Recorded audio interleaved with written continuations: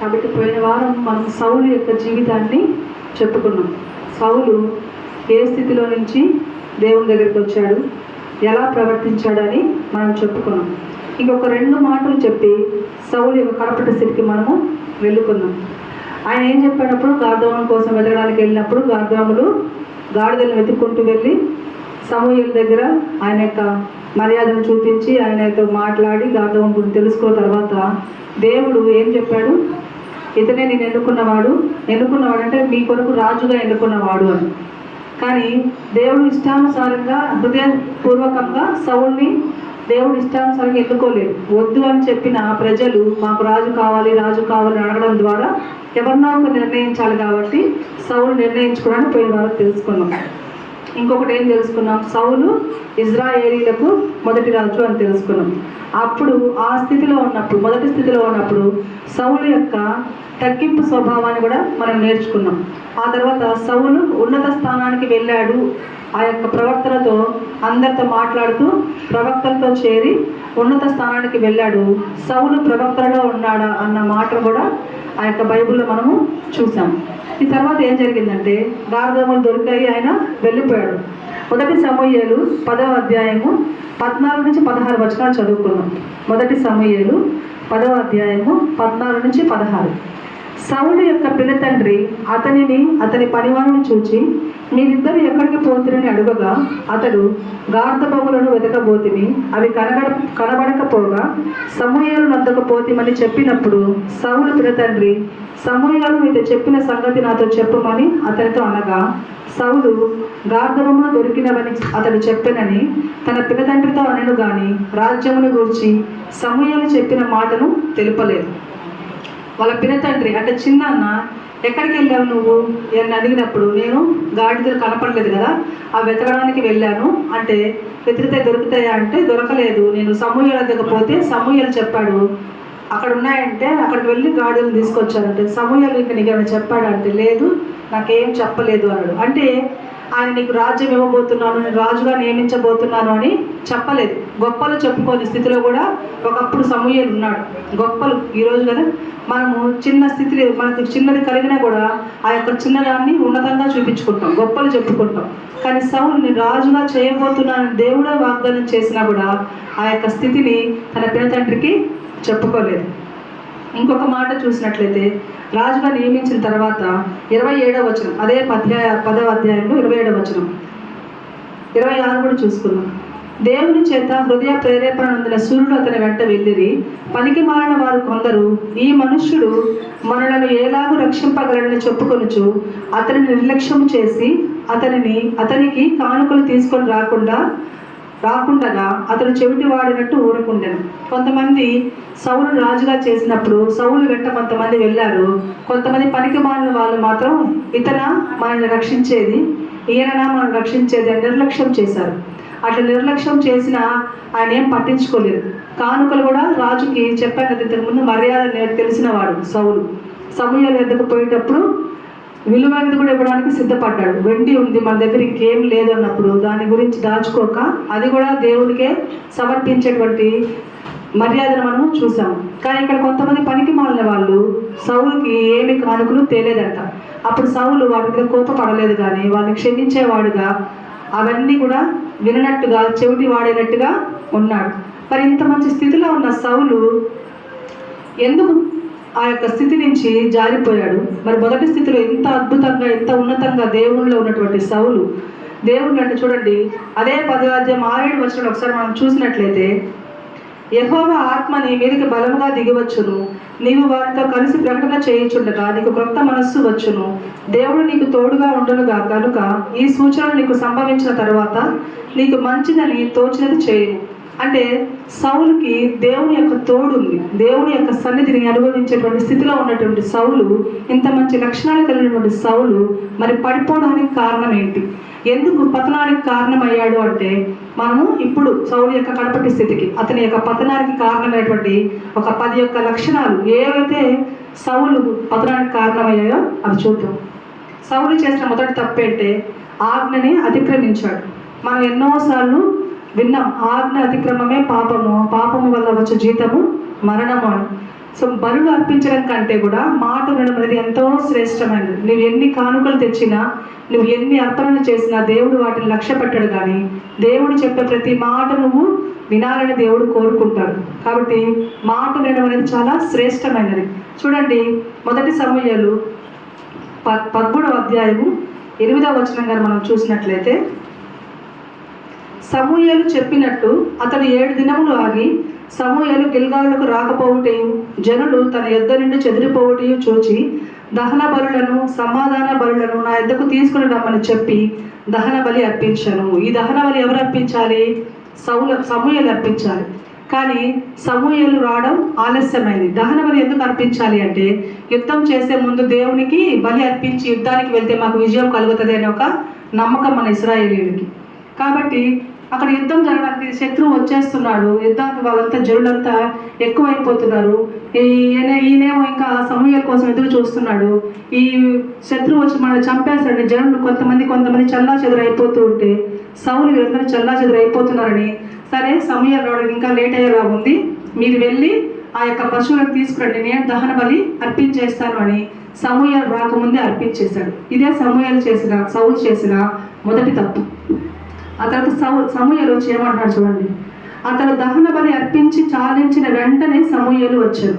ఇంకొక 2 నిమిషాలు కదా వేచి చూడలేదు. మనం కూడా చాలా జీవితాల దేవుడు మనం చెప్పుకున్నాం, దేవుడు మనం కష్టపెట్టినప్పుడు ఎంతో వేచి చూస్తాం, చాలా వరకు వేచి చూస్తాం, ఎదురు చూసి ఇంకా దేవుడు ఆశీర్వదించబోయే టైంకి, ఇంకా దేవుడు మనకు దగ్గరకు వచ్చే టైంకి మనం దేవుడిని ప్రార్థించడం వదిలేస్తాము, దేవుడిని నమ్మడం వదిలేస్తాం.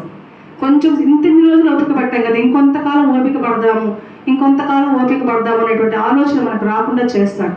ఇక్కడ కూడా సమూయేలు రావడం ఆలస్యమైందని సౌలు ఇంకొంచెం సేపు చూడాల్సింది. జనులు వెళ్ళిపోతున్నారు, చెదిరైపోతున్నారు, అందరూ వెళ్ళిపోతే నేను ఒక్కడిని ఎలా యుద్ధం చేయాలనుకొని ఆ దహన బలి ఆయనే అర్పించేశాడు. అర్పించేసిన వెంటనే సమూయేలు వచ్చాడు.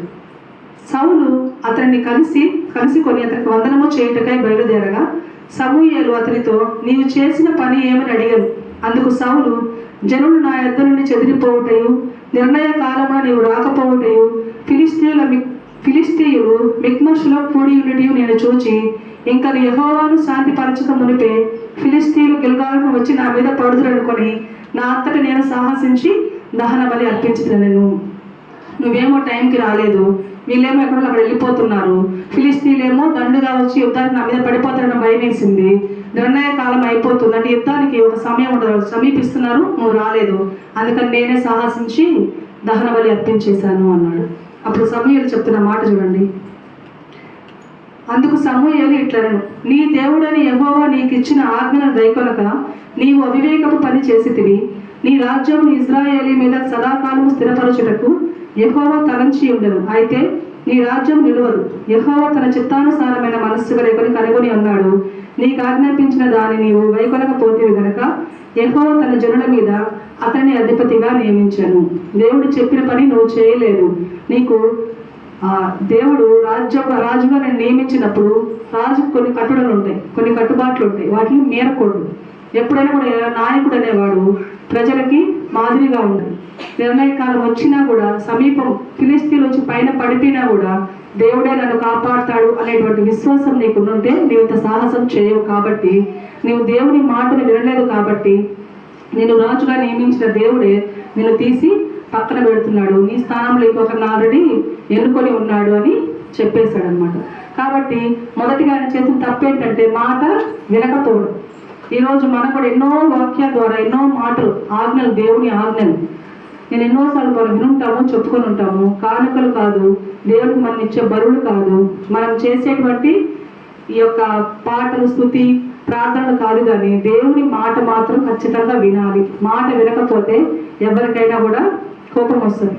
మరి దేవుడు కూడా మాట వింటేనే, నువ్వు ఎన్నిసార్లు అయినా తప్పులు చేస్తూ ఉన్నావు, క్షమిస్తూ ఉన్నాడు కదా అని తప్పులు చేసుకుంటా పోతే ఒకరోజు దేవుడు మాట వినకుండా పోతాడు.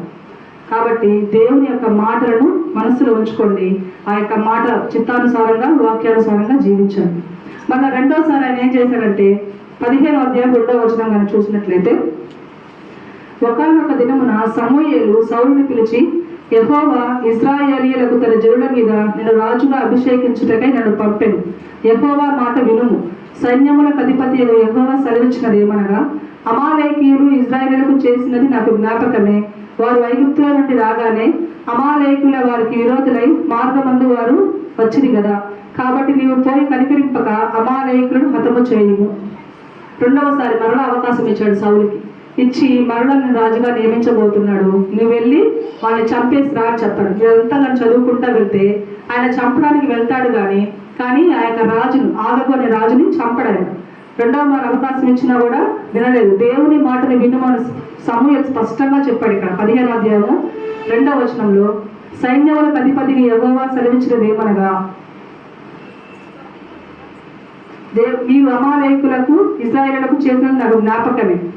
ఈసారైనా మాట విను అని సమూయేలు సౌలుకి చెప్తాడు. 15వ వచనం మొదటి వచనం, తన జనుల మీద రాజుగా అభిషేకించుటకే నన్ను పంపెను, యెహోవా మాట వినుము. ఒకసారి ఆయన మాట వినక తప్పు చేశావు, రాజుగా నిన్ను తృణీకరించేశాడు. మరి రెండవ వారిని అవకాశం ఇచ్చాడు, నిన్ను అభిషేకించుకొని మరలా నన్ను పంపించాడు. యెహోవా మాట విను, పోయి అమాలేకులను చంపేసిరా అన్నప్పుడు ఆయన ఏం చేశాడు చూడండి. మనం కిందకి చదువుకుంటా వస్తే, సౌలు అమాలేకులను చంపడానికి వెళ్తాడు, దండేసుకుని వెళ్ళి అందరినీ చంపుతాడు, కానీ ఆ యొక్క రాజుని మాత్రము చంపడు.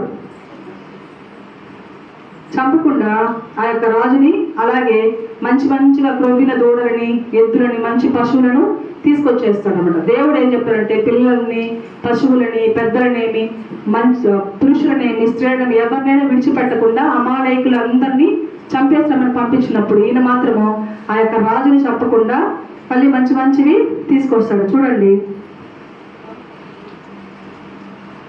తరువాత సౌలు అమాలేకులను హవీలను ఐగుప్తు దేశం మార్గమున్న షూరు వరకు తరిమి హతము చేసి అమాలేకీల రాజైన ఆగగును ప్రాణముతో పట్టుకొని జనులందరినీ కత్తి చేత నిర్మూలన చేశాను. 8వ వచనంలో కనిపిస్తుంది ఈ మాట. ఆ రాజుని మాత్రం చంపడు. అలాగే ఇంకేం చేస్తాడు, సౌలును జనులను కూడి అగగును, గొర్రెల్లోనూ ఎడ్లలోనూ కొవ్విన గొర్రె పిల్లలను మొదలైన వాటిని, మంచి వాటిని నిర్మూలన చేయక కడగా నుంచి పనికిరాని పశువులన్నింటినీ నిర్మూలన చేసిరి. మరలా ఆయన దేవుని మాట విను, అందరినీ చంపేసిరా అంటే మరలా మాట వినలేదు. ఆ రాజుని చంపలేదు, మంచి వాటన్నిటి తీసుకొచ్చాడు. మళ్ళీ సమూయేలు వచ్చి, వీళ్ళు ఎందుకు తీసుకొచ్చావు నువ్వు అంటే, దేవునికి అర్పించడానికే తీసుకొచ్చాను అని మరలా చెప్తాడు. అందుని బట్టి దేవుడు చూడండి 15:23 వచనం ఆఖరాలు ఏమంటాడంటే, అందుకు సమూయేలు తాను సెలవిచ్చిన ఆజ్ఞను ఒకడు గైకొనుట వలన యెహోవా సంతోషించినట్లు ఒకడు దహన బలులను అర్పించడం వలన ఆయన సంతోషించునా.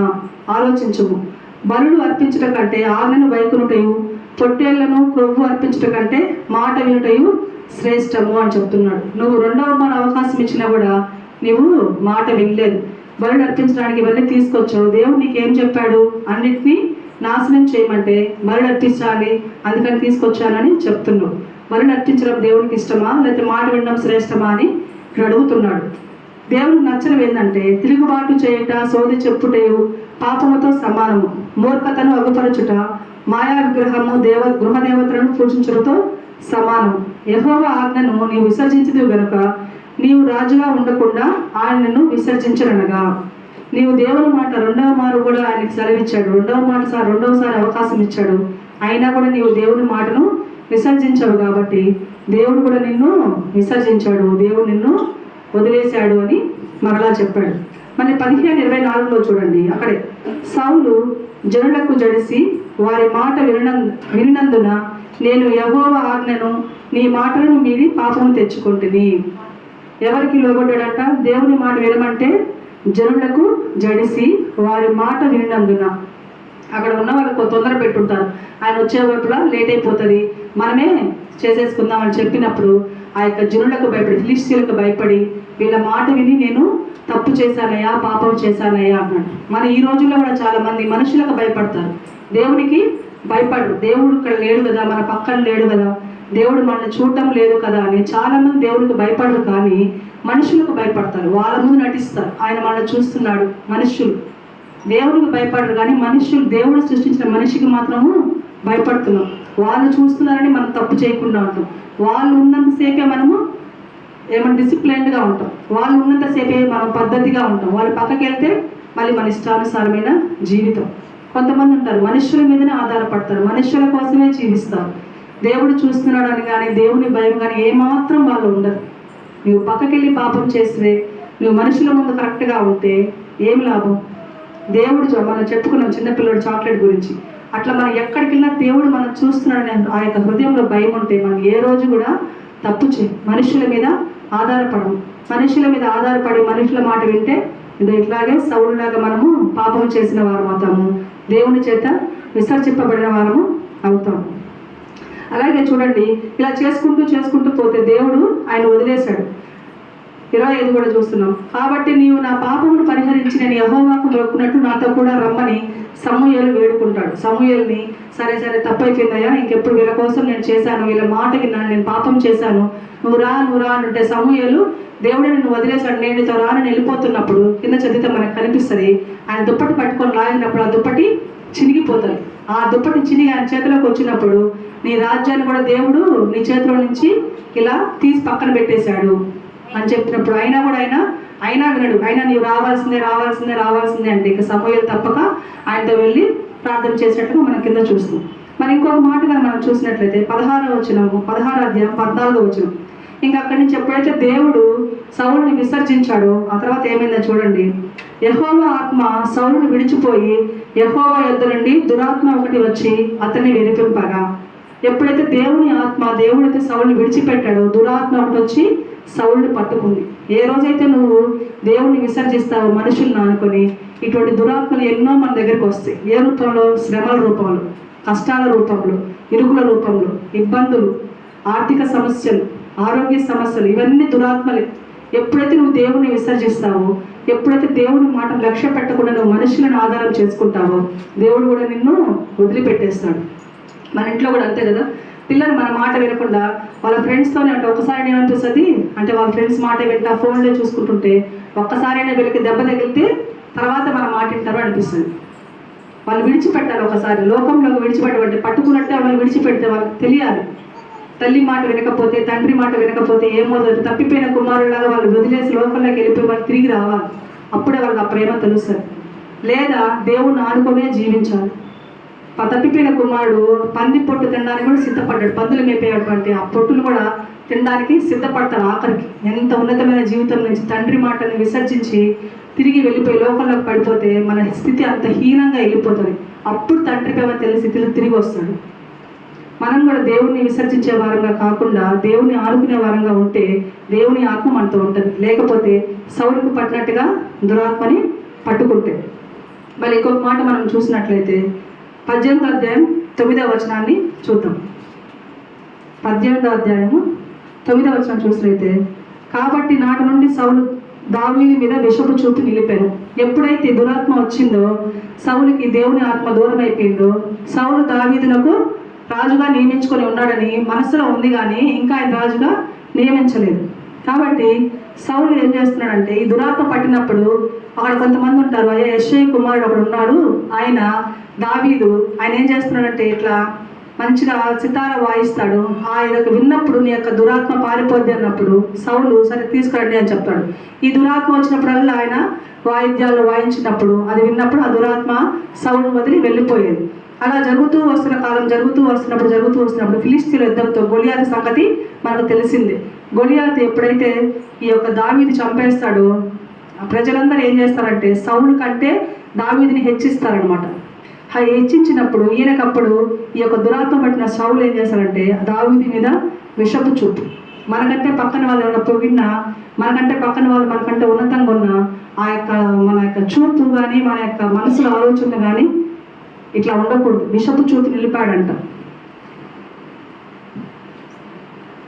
మనం ఎప్పుడు కూడా పక్కన వాళ్ళ గురించి బాధపడకూడదు, మన స్థితిని గురించి మనము తక్కువ చేసుకోకూడదు. అరే దేవుడు నాకంటే వాళ్ళు ఉన్నతంగా ఉంచాడే, దేవుళ్ళు వాళ్ళు బహుగా వాడబడుతున్నారే, ఆ పాస్టర్ నాకంటే వాళ్ళకే ఎక్కువ విలువిస్తాడే, ఆ చర్చిలో వాళ్ళకే ఎక్కువ విలువ ఉంది అని ఎప్పుడు మనం ఒకరితో ఒకరు కంపేర్ చేసుకోకూడదు. వారు ఎలా ఉన్నా మన స్థితి దేవుడు ఎట్లుంది ఇది మాత్రమే మనం చూసుకోవాలి. కానీ పక్కన వాళ్ళ గురించి మనము ఆలోచించడం కానీ పక్కన వాళ్ళ మీద మనము అసూయపడడం కానీ చేయకూడదు. సౌలు దేవుని ఆత్మ ఉన్న రోజు అందరినీ ప్రేమించాడు, అందరినీ క్షమించాడు. ఎప్పుడైతే దురాత్మ వచ్చిందో ఈ యొక్క విషపు చూపు నిలపడము ప్రారంభించాడు. తర్వాత ఇంకొక మాట చూసినట్లయితే అక్కడే 11వ అధ్యాయంలో ఒకప్పుడు సౌలు చేతిలో ఒక ఈట ఉండగా దావీదును పొడిచి గోడకు బిగించదనుకొని సౌలు ఆ ఈట విసిరాడు.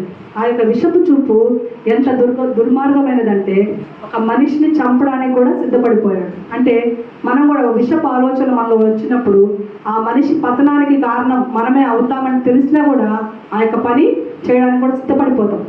చంపడం అంటే పతనానికి చేర్చడమే. ఒక మనిషికి మనము సహాయం చేయకపోయినా పర్వాలేదు, కానీ వాళ్ళ బాధకి మనం ఎప్పుడూ కారణం కాకూడదు. దేవుని బిడ్డలుగా మనం చేతనంత సహాయం, డబ్బు సహాయం చేయలేకపోవచ్చు, కానీ ప్రార్థన సహాయం, మాట సహాయం ఖచ్చితంగా చేయాలి. అందుకే పాస్టర్ గారు అప్పుడప్పుడు చెప్తుంటారు, ఒక సమస్య ఒక కుటుంబానికి వచ్చినప్పుడు మనల్ని ఎందుకు పిలుస్తారంటే మన ప్రార్థనతో ఆ కుటుంబాన్ని మనం బలపరచాలని. ఆర్థికంగా మనం ఏం సహాయం చేయవలసిన అవసరం లేదు. నీ చేతులెత్తి దేవుడికి ప్రార్థన చేస్తే దేవుడు ఆ కుటుంబాన్ని ఆశీర్వదిస్తాడు. అందుకని ప్రార్థన సహాయం కోసము, మాట సహాయం కోసము మనం అందరం ఎప్పుడు సిద్ధంగా ఉండాలి. కాబట్టి సౌలు ఇంత సహాయం చేస్తున్న దావీదు ఆయనకు దురాత్మ పట్టినప్పుడల్లా ఆ యొక్క వీణ సితారాను వాయించే దురాత్మను పోగొడుతున్నా కూడా సౌలు ఏం చేస్తున్నాడు? ఉపకారం చేసిన వాళ్ళకి అపకారం చేస్తున్నాడు. ఆ యొక్క ఈట విసిరి ఆయన చంపాలని చూస్తున్నాడు. దేవుని బిడ్డలకి ఎవరికి ఇటువంటి ఆలోచనలు రావు. దురాత్మ పట్టిన వాళ్ళకి పక్కన వాళ్ళ పతనాన్ని కోరుకున్నటువంటి ఆలోచనలు వస్తాయి. మనం ఇంకా కిందకి వెళ్తే 20వ వచనంలో ఒక మాట చూద్దాం. అయితే తన కుమార్తె అయిన మీకాలు దావీదు మీద ప్రేమ కలిగి ఉండగా సౌలు అది విని సంతోషించి, ఈ యొక్క గొలియాతు విషయంలో సౌలు ఏం చెప్పాడంటే, ఎవరైతే ఆ యొక్క ఫిలిష్తీయులు చంపుతాడో అతనికి నా కుమార్తె నుంచి పెళ్లి చేస్తాను అంటాడు. మొదటి కుమార్తెని పెళ్లి చేయాలనుకున్నప్పుడు ఆమె ఇంకొకరిని పెళ్లి చేసుకొని వెళ్ళిపోతుంది. ఆ తర్వాత ఈయనకి 2వ కుమార్తె విషయమై పెళ్లి చేద్దాం అనుకుంటాడు. సంతోషించి అంటే ఇది మంచి సంతోషం కాదు. కిందకు చూడండి, ఇంకా నాకు చదివినప్పుడు కనిపిస్తుంది. ఆమె అతనికి ఉరిగా నుండినట్లును ఫిలిష్తీయుల చెయ్యి అతని మీద నుండినట్లును నేను ఆమెను అతనికి ఇస్తున్నాను అనుకొని సంతోషముగా ఆ కుమార్తె నుంచి పెళ్లి చేయలేదు. కానీ ఈమె విషయమై ఫిలిష్తీయుల చేతిలో ఇతను చనిపోతాడు అనే ఒక దురుద్దేశం కలిగే ఆ కుమార్తె నుంచి పెళ్లి చేయడానికి సిద్ధపడ్డాడు. ఎంతటి దిగజారిన స్థితికి వెళ్ళిపోయాడంటే కుమార్తెని పెళ్లి చేస్తే దావీదు చనిపోతాడు అనుకున్న కుమార్తె విషయంలో కూడా ఆయన ప్రేమగా వ్యవహరించలేదు. కాబట్టి దేవుని ఆత్మ వచ్చినప్పుడు ఒక్కోసారి మన కుటుంబీకులకి, సొంత బిడ్డలకు కాకపోయినా మన అన్నదమ్ములకు, అక్క చెల్లెలకు, ఎవరికో హాని చేసేటువంటి మనస్సును కూడా ఇలా సౌలుకు కలిగినట్టుగా మనకు కూడా కలుగుతుందేమో. కాబట్టి ఇటువంటి మనస్సులు మనకు ఉండకుండా ఉండాలంటే మనము దేవుని మీద ఆధారపడే వారంగా ఉండాలి. ఇంకా మనం కిందకు వచ్చినట్లయితే ఇవన్నీ చదువుకుంటా పోతూ ఉంటే 19వ అధ్యాయం 6-10 వచనాలు ఒకసారి చూద్దాం. 19:6-10. సౌలు యోనాతాను చెప్పిన మాట ఆలకించి యెహోవా జీవముతోడు అతనికి మరణశిక్ష విధింపని ప్రమాణము చేశారు. ఈ యోనాతాను ఎవరంటే సౌలు కొడుకు. సౌలుకి దావీదు ప్రాణ స్నేహితుడు. దావీదు సౌలు దగ్గరకు వచ్చి నేను మీ నాన్నకి ఏం అపకారం చేశాను, ఇవన్నీ మనకు చదువుకుంటా పోతే తెలుస్తుంది. మీ నాన్నకు నేను ఏం అపకారం చేశాను, ఎందుకు నా మీద ఇంత కోపంగా ఉన్నాడు, ఒకసారి మీ నాన్నతో మాట్లాడు, నా గురించి మాట్లాడు, ఆయన నా గురించి ఏమంటాడో నాకు చెప్పన్నప్పుడు యోనాతాను వచ్చి, నాన్న ఎందుకు దావీదుకు నువ్వు ఇంత హాని తలపెట్ట చూస్తున్నావు, మరి నీకు దురాత్మ పట్టినప్పుడల్లా వచ్చి నిన్ను బాగు చేసింది దావీదే కదా, నువ్వంటే ఎంత ఇష్టము, మీ కాళ్ళు కూడా పెళ్లి చేసుకున్నాడు కదా, మన బంధువే కదా, ఎందుకు నాన్న నీకు ఇంత కోపం అడిగినప్పుడు ఆయన చెప్తున్న మాట 4వ చూడండి 6వ వచనంలో చెప్పినట్టుగా, యోనాతాను చెప్పిన మాట ఆలకించి యెహోవా జీవముతోడు అతనికి మరణశిక్ష విధింపడని ప్రమాణం చేశాను. సరే, ఇంక నేను ఎప్పుడు కూడా దావీదుని చంపాలని చూడను, నీవు దావీదుకి చెప్పు అని ప్రమాణం చేశాడు. మనం కూడా దేవునికి ఆ శ్రమ వచ్చినప్పుడు ఎన్నో ప్రమాణాలు చేస్తాం. ప్రభువా, ఈ యొక్క సమస్య నాకు దూరం చేస్తే నీ మందిరాన్ని ఇంకా విడిచిపెట్టనను, లేకపోతే ఈ యొక్క సమస్య నేను దూరం చేస్తే నీకు ఈ కానుకిస్తాను. శ్రమల్లో మనం ఎన్నో మొక్కుకుంటాం దేవునికి. చేసిన మొక్కుబడి మనము మర్చిపోకూడదు, అది ఇంకా పాపము. మనం ఈ శ్రమ వచ్చినప్పుడు ఏదైతే అనుకుంటామో దానికి కట్టుబడి ఉండాలి. కట్టుబడి ఉండలేను అనుకున్నప్పుడు దాన్ని మనము దేవుని దగ్గర ఒప్పుకోకూడదు. ఒకవేళ ఒప్పుకున్నామంటే దానికి కట్టుబడాలి. ఈయన ప్రమాణం చేశాడు, నేను దావీదుకి ఏ హాని చేయను అని. కానీ కింద 10వ వచనం చూసినప్పుడు, సౌలు ఒకే దెబ్బతో దావీదును గోడకు పొడుచుతున్న తాత్పర్యం కలిగి ఈట విసిరేను. 6వ వచనంలో నేను ఇంకా సౌలుకి ఏ హాని చేయను అని ప్రమాణం చేశాడు. మరి కిందకు రాగానే మరలా ఈట విసిరి చంపాలనుకున్నాడు. మన ఈ అధ్యాయాన్ని చదివితే ఎంతసేపు పాపం దావీదుని చంపాలనే చూస్తూ ఉంటాడు. దావీదు తప్పించుకొని పారిపోతూ ఉంటాడు. దావీదుకి సౌలుని చంపే అవకాశం వచ్చినా కూడా దేవుని భయం కలిగిన దావీదు సౌలుకి ఏమాత్రం హాని చేయడు. కానీ దురాత్మ పట్టిన సౌలు మాత్రము ఏం చేయాలని ప్రమాణం చేస్తాడు. నాయన దావీదా అని పిలుస్తుంటాడు.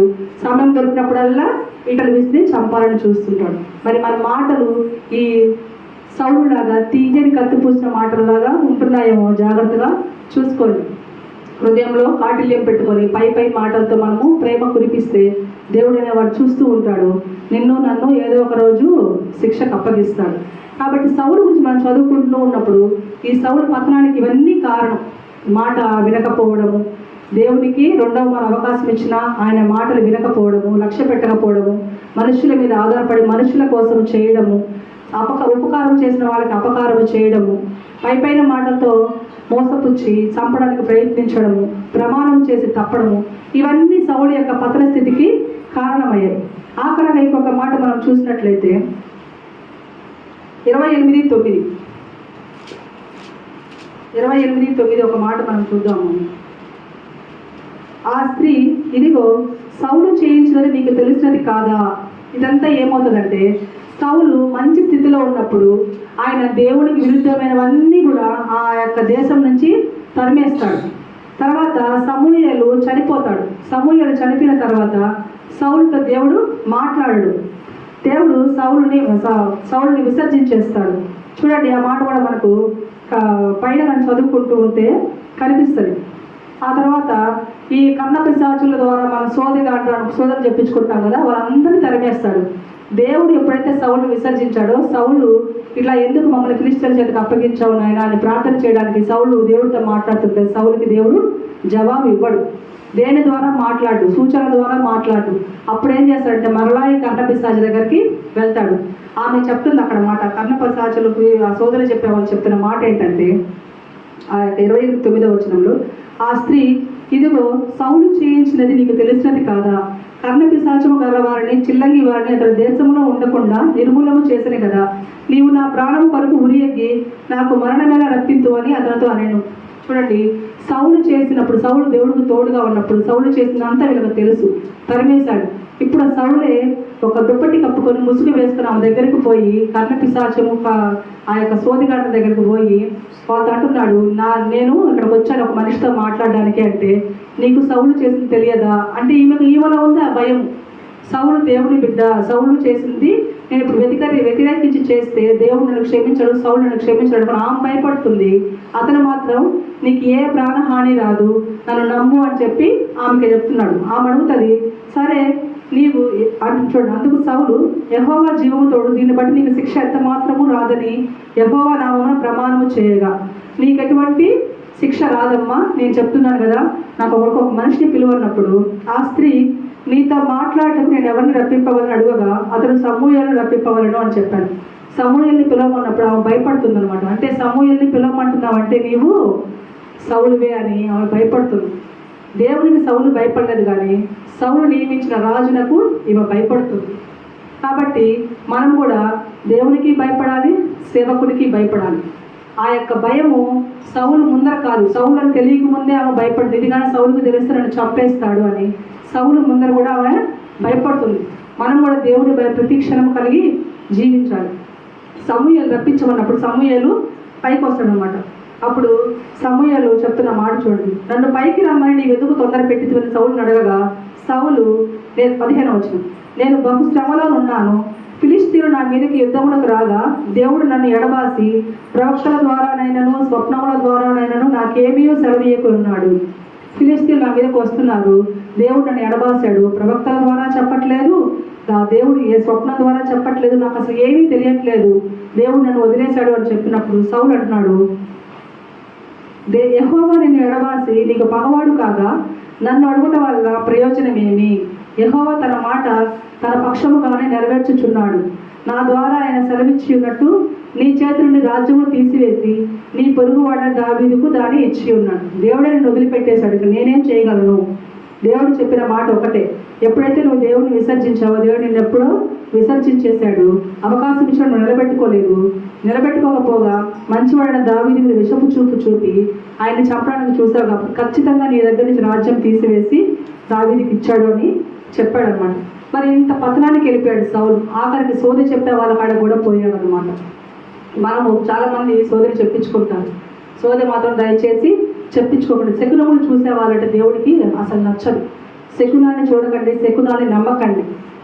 ఉంటాయి కొన్ని ఉంటాయి, పిల్లి ఎదురొస్తే పోకూడదు, తుమ్మితే పోకూడదు, దగ్గితే పోకూడదు, ఇలాంటివన్నీ దేవుడికి విరుద్ధమైనవి. ఇవన్నీ మనం పాటించకూడదు. ఇవన్నీ ఏ రోజైతే వదిలిపెట్టేస్తామో ఆ రోజు దేవుడి ఆత్మ ఖచ్చితంగా మనకి తోడైన మనల్ని ముందుకు నడిపిస్తాడు. సౌలు ఇంత పతనానికి కారణమైపోయి ఆఖరికి ఎట్లాంటి చావు చచ్చాడు సౌలు? ఎలాంటి చావు చనిపోయాడని ఒకసారి చూడండి. 31:4 ఫిలిష్తీయులతో దేవుడు ఏం చెప్పలేదు, వాళ్ళ మీద పడుతున్నప్పుడు దేవుడు ఆయన కాపాడలేదు, ఫిలిష్తీయుల చేతికి ఆయన అప్పగించేశాడని ఆయనకు అర్థమైపోయినప్పుడు 4వ వచనము, సున్నతి లేని వీరు వచ్చి నన్ను పొడిచి అపహాస్యము చేయకుండానట్లు నీ కత్తి దూసి దాని చేత నన్ను పొడవమని తన ఆయుధములు మోయివానితో చెప్పాడనమాట. ఎట్లా అంటే సున్నతి లేని ఫిలిష్తీయుల చేతిలో నేను చనిపోవటం ఖాయము, ఎందుకంటే దేవుడు నన్ను వదిలిపెట్టేశాడు, ఈ రోజు నేను చనిపోవటం ఖాయము అనుకొని సున్నతి లేని ఆ ఫిలిష్తీయుల చేత నేను ఎందుకు చనిపోవాలి, నువ్వే నన్ను చంపేసేయి, నన్ను చంపేసి వాళ్ళు నన్ను చూసి నవ్వుతారు, నేను ఇంత గొప్ప సౌలుని నేను చంపాను అనేటువంటి పేరు వాళ్ళని ఇయ్యను, నీవే నన్ను చంపేటప్పుడు అతను నేను నిన్ను చంపను అనుకుంటాడు. సరే నువ్వు చంపకపోతే ఆయన ఎలా చనిపోయాడంటే 9వ వచనం కాదు, అక్కడే చూడండి, కిందకు సౌలు 4వ వచనం, సున్నతి లేని వీరు వచ్చి నన్ను పొడిచి అపహాస్యం చేయకున్నట్లు నీ కత్తి దూసి దాని చేత నన్ను పొడువమని తన ఆయుధమును మోయవాడితో చెప్పగా అతను భయము చేత అలాగూ చేయకుండా కనుక సౌలు తన కత్తి పట్టుకొని దాని మీద పడను. ఆయన నేనైతే చెయ్యనయ్యా, నేను చంపే అంత ధైర్యము నేను చేయనప్పుడు ఈ యొక్క అవకాశం వేరే వాళ్ళకి ఇవ్వకుండా ఆయన కత్తిని ఆయన మీద పడి చనిపోయాడు. మరి ఎంత గొప్ప సౌలు, ఎంత ఉన్నత స్థితి, ఎంత అందగాడు, ఎంత మంచి స్థితి నుంచి చివరికి ఎంత దీనస్థితికి వచ్చాడంటే తన చావు తనే తెచ్చుకోవడం కాక తనే పొడుచుకొని చనిపోయాడు. మరి చాలామంది అంటారు కదా, మన బతికినంత కాలం ఎలా బ్రతికేమో కాదు, కానీ మన చివరి దశ ఎలా ఉందనేది చాలా ప్రాముఖ్యమైనది. మొదటి స్థితి ఎవరికైనా కష్టంగా ఉన్నా, బాధగా ఉన్నా, ఉన్నతంగా ఉన్నా మన చివరి దినాలు ఎలా ఉంటాయి అనేది మన యొక్క దేవుని యొక్క స్థితిలో పట్టి ఉంటుంది. ఎలా ఉందో మన స్థితి మనకు తెలియదు, మన ముసలితనం ఎలా ఉందో, మన ఆఖరి దినాలు ఎలా ఉన్నాయో మనకు తెలియదు. కాబట్టి ఈ రోజు నుంచే దేవుడిని మనం ఆడుకోవాలి. ఇదో ఇట్లా సౌలులాగా దిగజారిపోయి సున్నతి లేని ఆ ఫిలిష్తీయుల చేతిలోకి నేను అప్పగింపబడబోతున్నాను, వాళ్ళ చేతిలో నేను పోకూడదని తనకై తానే చనిపోయాడు. అంటే ఈ రోజులో చెప్పాలంటే సూసైడ్ చేసుకున్న ఏ ఒక్కరు కూడా పరలోక రాజ్యంలో ప్రవేశింపరని బైబిల్లో రాసి, దేవుడు ఇచ్చిన ప్రతి దినం ఆఖరి క్షణం వరకు మనం ఈ లోకంలో బ్రతకాలి. దేవుడు ఎప్పుడు పిలుస్తాడో అప్పుడు వెళ్ళాలి తప్ప మన చేతుల్లో మన జీవితాన్ని మనము ముగించుకోకూడదు. ఇక్కడ సౌలు అదే చేశాడు. ఫిలిష్తీయుల చేతులు ఆయన యుద్ధం చేస్తే గెలిచేవాడు మనకు తెలియదు, కానీ వాళ్ళ చేతులు నేను చచ్చిపోతానని ముందుగానే గ్రహించి ఆయనే పొడుచుకొని చచ్చిపోయిన తర్వాత 9వ వచనం చూడండి ఆఖరాన. అతని తలను ఛేదించి అతని ఆయుధమును తీసి తన బొమ్మల గూళ్ళలోను జనులలోను జయవర్తమానము తెలియజేయటకై ఫిలిష్తీల దేశంలో నలుదిశలా వాటిని పంపిరి. ఆయన యొక్క తలను ఛేదించేస్తాడు. చనిపోయిన తర్వాత ఫిలిష్తీలు వచ్చి ఆయన తలను ఛేదించి తలను ఒక దగ్గర మొండైన ఒక దగ్గర పెట్టేశాడు. మరి ఇంత గొప్ప సౌలు జీవితము ఎంత దుర్బలంగా ఉందో ఆఖరాలు. సౌలు మొదటి స్థితి ఎంత ఉన్నతంగా ఉందో కడపటి స్థితి అంత ధీరంగా ఉంది. అందుకే వాక్యం అంటది, మొదటి వారు కడపటి వారు అవుతారు, కడపటి వారు మొదటి వారు అవుతారు అని. కాబట్టి దేవుడిని ఉన్నతంగా ఉంచినప్పుడు నువ్వు ఆ స్థితిని కాపాడుకోవాలి. దేవుడు మొదటి నిన్నోగానో ఆశీర్వదిస్తాడు, ఎంతో హెచ్చిస్తాడు. నువ్వు దాన్ని బట్టి అతిశయపడకూడదు, దాన్ని బట్టి గర్వించకూడదు. సౌలు ఆ రోజు కాసేపు ఎదురు చూస్తుంటే సమూయేలు వచ్చి బలర్పించుంటే ఆయన జీవితం మరొకలా ఉండదు. ఎదురు చూడలేకపోయాడు. దేవుడు నీకు ఎన్నో ఆశీర్వాదం ఇవ్వడానికి ఆశపడుతున్నాడు, కానీ మనమే పొందుకోలేకపోతున్నాం, ఎదురు చూడలేకపోతున్నాం. పేషెన్స్ అనేది ఈ రోజుల్లో చాలామంది కరువు అయిపోయింది. కాబట్టి ఎంతో ఓపిక కావాలి దేవుని ఆశీర్వాదం పొందాలంటే. సారా 100 సంవత్సరాలకి, అబ్రహాం 100 సంవత్సరాలకి కుమారుడిని కన్నాడు. అంటే ఈ యవ్వనం అంతా అయిపోయి ముసలితనంలో ఆయనకు వచ్చింది. కాబట్టి మనం అందరము దేవుని యొక్క ఆశీర్వాదం పొందడం చాలా ఆలస్యం అవుతుంది. ఒక్కసారి ఆశీర్వాదం పొందుకోవడం మొదలైందంటే చూడండి, ఆ సక్సెస్ అనేది ఇట్లా ఉన్నప్పుడు ఈ పైకి ఎక్కడం అనేది చాలా కష్టం. ఒక్కసారి మనం పైకి ఎక్కామంటే అక్కడి నుంచి మెట్లు ఈజీగా ఉంటాయి. ఫస్ట్ మెట్టే చాలా కష్టంగా ఉంటుంది. ఆ యొక్క మెట్టి ఆశీర్వాదం. ఒక్క ఆశీర్వాదం నువ్వు పొందుకున్నావంటే ఇక్కడి నుంచి దేవుడు నీకు అక్కడి నుంచి ఆశీర్వాదాలు, ఆ యొక్క ఆశీర్వాదం పొందడానికి మనము ప్రయత్నం చేయాలి. కానీ దేవుడు ఆలస్యం చేస్తున్నాడని చెప్పి మన సొంత నిర్ణయాలు తీసుకొని ప్రజల కోసము లేదా మనుషుల కోసం మనం బతికితే సౌలు యొక్క స్థితిని మనము జ్ఞాపకం చేసుకోవాల్సి ఉంటుంది. కాబట్టి ఈ యొక్క సౌలు మొదటి స్థితిని ఆఖరాశిని జ్ఞాపకం చేసుకొని దాని ప్రకారము దానిలో నుంచి మంచి విషయాలను మంచి విషయాలు తీసుకోండి, చెడ్డ విషయాలు విసర్జించి దేవునికి ఇష్టంగా జీవించండి. ఈ సమయం వచ్చిన దేవునికి, పాస్టర్ గారికి, వినయందరికీ నా వందనాలు. మన ప్రభువు మన రక్షకుడైన యేసువారి మహాకృప, పరిశుద్ధాత్మ దేవుని అన్యోన్య సహవాసం, కాపుదల, భద్రత, నడిపింపు ఇప్పుడును ఎల్లప్పుడూ సకల పరిశుద్ధులకు ఆయన సన్నిధికి భయభక్తిని కలిగించిన సంఘ బిడ్డలకు వాక్యం చెప్పిన బిడ్డలకి దేవుని కృప తోడుగా ఉండి మేలుతో నింపి దీవించును గాక.